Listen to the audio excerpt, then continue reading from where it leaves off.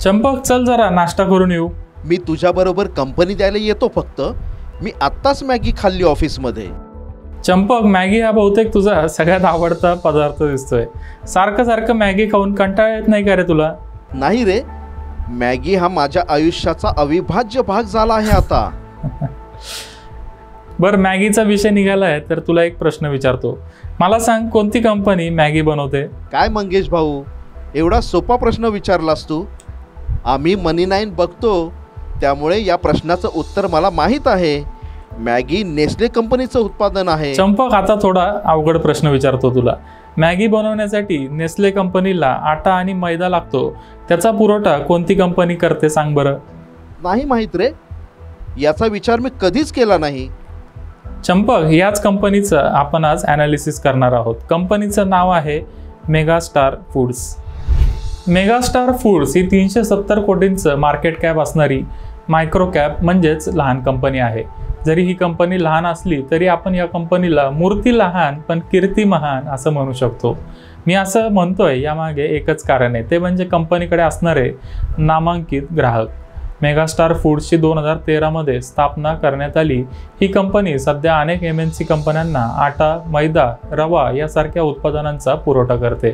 कंपनीकडे Nestle, ITC, Domino's, Horlicks, pizza Hut, KFC, PepsiCo आणि Cadbury सारखे अतिशय नामांकित ग्राहक आहेत. विशेष म्हणजे ही कंपनी युनायटेड नेशन्सलाही त्यांचा माल पुरवते. मंगेश भाऊ, मान गए आपको. अरे चंपक, आमचं कामच आहे ते. प्रेक्षकांसाठी गुंतवणुकीच्या चांगल्या संधी शोधणं हे आमचं कर्तव्य आहे. कंपनी चांगली आहे ते मला कळलं, पण कंपनीची आर्थिक कामगिरी कशी आहे त्याबद्दल माहिती दे मला. हो चंपक, आता आपण कंपनीची आर्थिक कामगिरी कशी आहे ते समजून घेऊया. मेगास्टार फूड्स लिमिटेड या कंपनीने जरी 2013मध्ये त्यांचा व्यवसाय चालू केला असला तरी कंपनीचे प्रमोटर विकास गोयल आणि विकास गुप्ता यांच्याकडे या व्यवसायाचा 30 वर्षांपेक्षा जास्त अनुभव आहे. कंपनीने 2014मध्ये व्यवसाय चालू केला. त्यांनी पहिल्याच वर्षी 8 कोटींचं उत्पन्न कमवलं. त्यानंतर दुसऱ्या वर्षी कंपनीच्या उत्पन्नात 5.5 पट वाढ झाली आणि मागच्या 10 वर्षात कंपनीच्या उत्पन्नात तब्बल 35 पट वाढ झाली आहे. तर मागच्या आर्थिक वर्षात कंपनीने 11 कोटींचा नफा कमवला. विशेष म्हणजे 2020 आणि 21मध्ये सबंध जग अडचणीत असताना देखील कंपनीच्या व्यवसायात मात्र वाढ झाली. FMCG कंपन्यांना ही कंपनी वस्तू पुरवते, त्यामुळे हा बिझनेस डिफेन्सिव्ह आहे. या कंपनीमध्ये केवळ एकच अडचण आहे, ती म्हणजे कंपनीवर असणारं कर्ज. कंपनीने व्यवसाय वाढवण्यासाठी मोठ्या प्रमाणावर कर्ज घेतलंय. त्यामुळे 40 कोटींच्या रिझर्व्सच्या तुलनेत कंपनीवर 80 कोटींचं कर्ज आहे. म्हणजेच त्यांचा डेट टू इक्विटी रेशो 2 पेक्षा जास्त आहे. हा मुद्दा सोडला तर कंपनी फंडामेंटली अतिशय मजबूत आहे. क्या बात है. खरंच या कंपनीचे फंडामेंटल्स चांगले आहेत. पण शेअरच्या व्हॅल्युएशनबद्दल थोडी माहिती सांग, आणि मला शेअर्स खरेदी करायचे असतील तर त्यासाठी स्ट्रॅटेजी पण सांग. येस चंपक, कंपनीच्या व्हॅल्युएशनबद्दल मी तुला सविस्तर माहिती देतो आणि शेअर्स खरेदी करण्यासाठी एक चांगली स्ट्रॅटेजी देखील सांगतो. पण नीट लक्ष देऊन ऐक. मेगास्टार फूड्स लिमिटेड या कंपनीने मागच्या आर्थिक वर्षात साधारण 11 कोटींचा निव्वळ नफा कमावला आहे. तर कंपनीचं मार्केट कॅप आहे साधारण 370 कोटी रुपये. म्हणजेच हा शेअर सध्या 33च्या PE रेशोला ट्रेड करतोय.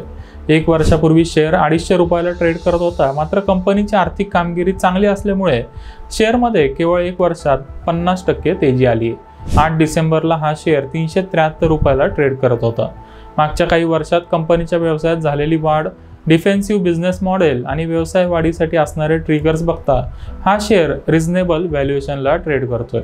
मागच्या वर्षी कंपनीने 25% रिटर्न ऑन इक्विटी देखील कमवला आहे. एकंदरीत विचार केल्यास कंपनीचा बिझनेस मजबूत आहे आणि हा शेअर ओव्हर व्हॅल्यूड नाही आहे. मात्र स्मॉल कॅप सेगमेंटमध्ये मागच्या 1 वर्षात खूप मोठी तेजी आली आहे. त्यामुळे मार्केटमध्ये पडझड झाल्यास हा शेअरही 250 रुपयापर्यंत खाली येऊ शकतो. असं झाल्यास ती मात्र व्हॅल्यू बाईंगची संधी असेल. त्यामुळे गुंतवणूकदारांनी 250 ते 370च्या रेंजमध्ये टप्प्याटप्प्याने या कंपनीचे शेअर्स खरेदी केले तर चांगला फायदा होईल. कंपनीचा बिझनेस मजबूत आहे, व्हॅल्युएशन पण रिझनेबल आहे, पण कंपनीच्या व्यवसायात कोणती जोखीम आहे का? चंपक, खूप महत्त्वाचा प्रश्न विचारलास तू. कोणताही व्यवसाय म्हणलं की जोखीम ही असतेच. या व्यवसायात कोणती जोखीम आहे ते आता आपण जाणून घेऊया. मेगास्टार फूड्सच्या व्यवसायात 3 महत्त्वाच्या रिस्क आहेत. पहिली रिस्क म्हणजे कंपनीवर असणारं कर्ज. कंपनीवर 80 कोटींचं कर्ज असल्यामुळे कंपनीला दरवर्षी 6 कोटींचं व्याज भरावं लागतं. त्यामुळे उत्पन्नात थोडी घसरण झाली तरी कंपनीच्या नेट प्रॉफिटवर मोठा परिणाम होऊ शकतो. दुसरी मोठी जोखीम म्हणजे कंपनी शेतीशी निगडीत व्यवसाय करते. त्यामुळे एखाद्या वर्षी पाऊस कमी पडला किंवा उत्पादन कमी झालं तर कंपनीला फटका बसू शकतो. या व्यवसायात असणारी तिसरी मोठी जोखीम म्हणजे हा बिझनेस B2B आहे. कंपनीचे ग्राहक मोठ्या आणि नामांकित कंपन्या असल्या तरी अशा कंपन्यांबरोबर व्यवसाय करणं अवघड असतं. अशा बिझनेसमध्ये प्राइसिंग पॉवर नसते. त्यामुळे उत्पन्न थोडं जरी कमी झालं तरी त्याचा नेट प्रॉफिटवर खूप मोठा परिणाम होऊ शकतो. चंपक, काय मग कशी वाटली तुला ही कंपनी? मंगेश भाऊ, बेस्ट कंपनी आहे यार ही. मला तर फार आवडली. विशेष म्हणजे तू कंपनी संदर्भात सगळी सविस्तर माहिती सांगितलीस मला. काय मग कधी खरेदी करणार आहेस हा शेअर? 9:15 मार्केट ओपन झालं की लगेच घेऊन टाकतो हा शेअर.